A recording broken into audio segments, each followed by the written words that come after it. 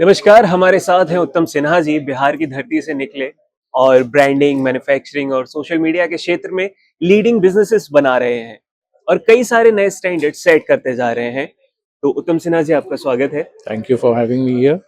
सो मेरा पहला सवाल आपसे ये रहेगा कि आपने फूड बिज़नेस में आने का कैसे सोचा?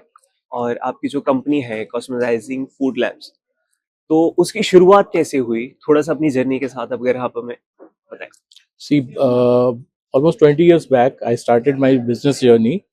एक कंपनी मैंने यहाँ ब्रांडिंग और रिटेल फिट आउट से संबंधित स्टार्ट करी थी, कॉस्मोसाइन क्रिएटिव सॉल्यूशंस के नाम से। और one of the most eminent brands जो रिटेल्स के हैं अपने कंट्री के, उनके साथ मुझे सौभाग्य मिला काम करने का। And the professional excellence with which I was associated with them and kept working with them encouraged me to diversify my business further. फिर एक फेज आया जब इंडिया में जो पोस्ट 2014 जो चीज़ें चेंज होने लगी और बिजनेस को, इंडिया के मैन्युफैक्चरिंग सेक्टर को ज़्यादा प्रमोशन की ज़रूरत, मतलब इम्फेसाइज किया जा रहा था गवर्नमेंट की तरफ से। उस बीच मेरे भी दिमाग में आया कि most probably this is the right time to diversify into other sectors as well. तो पिछले जो बिजनेस का जो मेरे पास तजुर्बा और एक्सपीरियंस वगैरह था, उसके बेसिस पे आई स्टार्टेड स्टडिंग। तो एफएमसीजी सेक्टर समाव मुझे लगा कि एक ऐसा सेक्टर है जो इंडिया की 140 करोड़ की जो जनसंख्या है, तो एक ऐसा बिजनेस है, एक सेगमेंट ऐसा है जो हमेशा इसकी ज़रूरत बनी रहेगी। और जो मॉडर्न जनरेशन है वो आने वाले टाइम में मॉडर्न फूड सेंट्रिक चीज़ों से जुड़ाव उसका ज़्यादा रहेगा। तो मैंने कई चीज़ों पे स्टार्ट किया अपना रिसर्च वर्क वगैरह, but I zeroed it down to water से मैंने स्टार्ट करने का स्टार्ट किया, क्योंकि वाटर एक आज के डेट में सबसे basic, it's not a something to be done business like, it's a commodity. आज की डेट में कमोडिटी की तरह हो गई है। और वाटर का हमने फिर उस पर R&D स्टार्ट करी। फिर जा करके बिहार से मेरा आना जाना लगातार लगा हुआ था। जब से चीज़ें चेंज होने लगी, आई अप्रोच्ड बिहार इंडस्ट्रीज एसोसिएशन। वहाँ पे एक हमारे जानने वाले थे, मनीष जी करके, उन्होंने काफ़ी हेल्प किया, इंकरेज किया। फिर बियाडा में अप्रोच करके हमने वहाँ पे अप्लाई किया। The best thing was the fantastic team, the way BIADA people are working right from the top. जो कुंदन जी की टीम है, और उस वक्त नीतीश मिश्रा जी थे इंडस्ट्री मिनिस्टर, अब तो चेंज हो गए हैं। But October 2 October was Dussehra, मुझे आज भी याद है। मैंने शाम को अप्लाई किया था, एप्लीकेशन ऑनलाइन डाला था। 4 अक्टूबर को मेरे पास फोन आ गया सुबह सुबह कि just see the pace at which they are working. मतलब this is something to be spread across like anything. सबको ये जानना चाहिए कि the pace at which Bihar is working, Bihar industries association is working. उन लोगों ने 4 अक्टूबर को मेरा इंटरव्यू रखा, शाम के 4 बजे गूगल मीट पे। मैं नोएडा में इंटरव्यू दिया मैंने, और आधे घंटे के अंदर में मेरे पास एक ओके का मैसेज आ गया विथ कॉन्ग्रेचुलेशन कि you did well in the interview. और बहुत ठीक ठाक इंटरव्यू था, मतलब काफ़ी देर उन लोगों ने बहुत सारी चीज़ें पूछी। फिर 6 तारीख को मेरे पास उसका ऑफर लेटर आ गया लैंड का। मतलब इस पेस पे काम होते हुए होना देख करके, it was such a thrilling experience for me being a Bihari. मतलब Bihar was known for its slow pace, लेकिन बहुत अच्छा उन लोगों ने ये किया।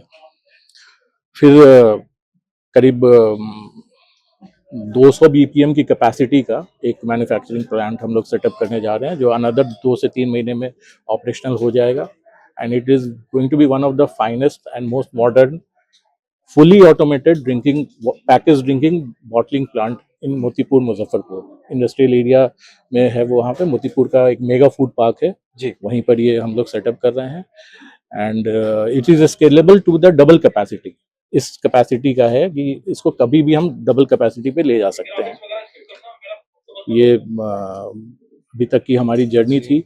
And I wish people like us, जो बिहार को छोड़ के, चाहे जो भी परिस्थिति रही हो, जो भी सिचुएशन रहा हो, उसमें जो लोग बाहर आए और बाहर आकर के उन लोगों ने अपने लाइफ को सेट किया, या जैसे भी था, nobody wants to leave their house. लेकिन वहाँ पे जो भी परिस्थिति थी, I do not wish to comment on that, लेकिन बाहर आकर के हम लोगों ने अपने लाइफ को सेट किया, संवारा। नहीं, मैं अब अगर हाँ। जी, मैं उसी सवाल पे आना चाहता हूँ कि बिहार के लिए अक्सर देखा जाता है कि वहाँ लोग माइग्रेशन होता है, लोग हम्म, चले जाते हैं, विस्थापन बहुत ज़्यादा है बहुत बिहार के ज्यादा है। अंदर और उसकी एक मुख्य वजह कहेंगे यही है कि वहाँ पर रोज़गार उतना नहीं है। इस हम्म। तरह से बताया जाता है या उस तरह से बिज़नेसेस नहीं हैं, फैक्ट्रीज़ उस हिसाब से नहीं है। सो आप एक फैक्ट्री डालने जा रहे हैं, एक मैन्युफैक्चरिंग प्लांट, वो वहाँ पर कैसे एक चेंज के पर्सपेक्ट से आप कैसे काम करने वाले हैं? और इतने बड़े प्लांट को वहाँ पर बनाने में क्या डिफिकल्टीज़ आपको आई? एब्सोल्युटली कोई डिफिकल्टी नहीं आ रही है, टू बी ऑनेस्ट। बल्कि मुझे लगता है, मैं नोएडा में पिछले 20 साल से रह रहा हूँ, बिजनेस कर रहा जी, हूँ। BIADA is doing work efficiently like anything. बहुत राइट, अच्छे से उन लोगों ने चीजें मैनेज करी है। वहाँ पे प्रोफेशनल्स की कोई कमी नहीं है, रिसोर्सेज भर भर के हैं वहाँ।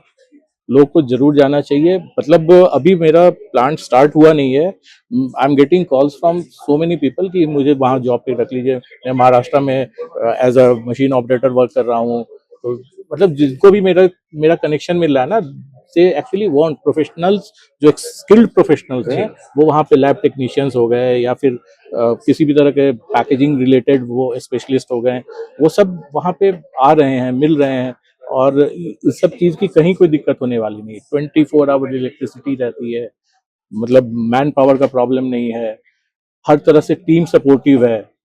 सारा इंफ्रा इतना बढ़िया बियाडा ने बना करके दिया है वहां पर कि लैंड लेने से पहले आपके पास स्ट्रीट, जैसे नोएडा में जिस तरह से इंडस्ट्रियल एरिया का डेवलपमेंट होता है, पहले सारी आपको बेसिक कम्युनिटीज मिल जाती है।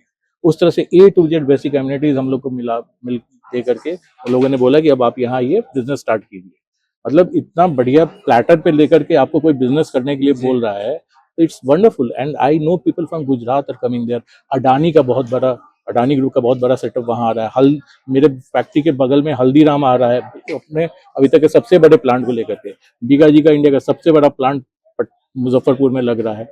250, 300, 400। UltraTech cement was the applicant in list, जहाँ पे मेरा भी चल रहा था उसमें। मतलब सारी कंपनीज आ रही है वहाँ पे। और SIDBI is doing wonderful job over there. SIDBI हर तरह से इसको हेल्प कर रही है। जितने नेशनलाइज बैंक है वहाँ पे, आप कहीं भी चले जाइए, you will be welcome like anything, क्योंकि उनके ऊपर भी प्रेशर है सब लोगों को जी। हेल्प सपोर्ट करने का। तो I think the foundation work is done. अब वहाँ पे लोग को आकर के इस टाइप की चीजें सेटअप करने की जरूरत है। और स्काई इज द लिमिट। आज के डेट में बिहार में इंफ्रा के नाम पे जिस लेवल का डेवलपमेंट हो रहा है, आज से 20 साल पहले जब पंजाब वगैरह हम लोग जाते थे या फिर जी, दूसरे स्टेट्स में जाते थे, जो देखते थे तो सोचते थे कब हमारे यहाँ होगा। आज की डेट में if I drive to Chandigarh, जो रोड है उससे बेटर रोड पटना मुजफ्फरपुर की बना दी हम लोगों ने।